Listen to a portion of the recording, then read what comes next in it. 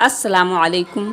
शादी के 3 साल बाद सास ने बहू से पूछा, बहू मुझे एक बात तू बता, मैं तुझे इतनी ख़राब और खरी खरी बातें सुनाती हूँ और तू पलटकर जवाब भी नहीं देती, गुस्सा भी नहीं करती और बस हंसती रहती है।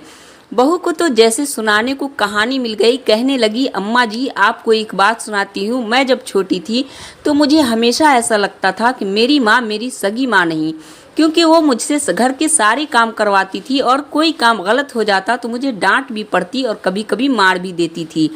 लेकिन माँ थी वो मेरी, मुझे उनसे डर भी लगता था और मैंने उनसे कभी गुस्सा नहीं किया।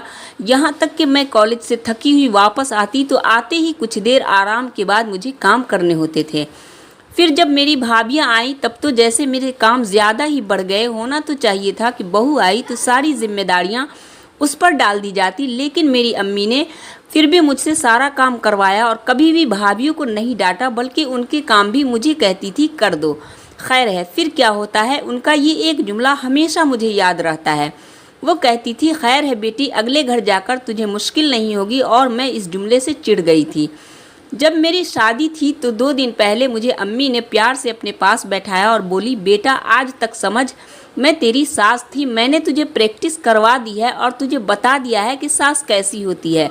अब आज से मैं तेरी माँ हूँ, अब तेरी शादी हो रही है तो बेटा जब तुम्हारी सास तुम्हें कुछ कहे तो समझना कि जैसे मैं कहती थी वैसे ही तेरी माँ तुझे डांट रही है। बस यही बात थी कि मुझे आपकी बातें बुरी नहीं लगती, क्योंकि मेरी अम्मी ने मुझे प्रैक्टिस करवा के भेजा है। और अम्मा जी आपने तो कभी उतना डांटा ही नहीं जितना अम्मी डांटती थी। तौबा तौबा। बहू हंसती हुई किचन में चली गई और सास सोचती रही कि क्या वाकई बेटियों की तरबियत ऐसी होनी चाहिए। रब्बे करीम तमाम बहन बेटियों के नसीब अच्छे फरमाए, आमीन। नाजरीन, इसी तरह की सबक आमोज़ बातें, सही हदीसें और सच्चे वाक़यात की मालूमात के लिए चैनल को लाइक, शेयर और सब्सक्राइब ज़रूर करें। अल्लाह हाफिज़।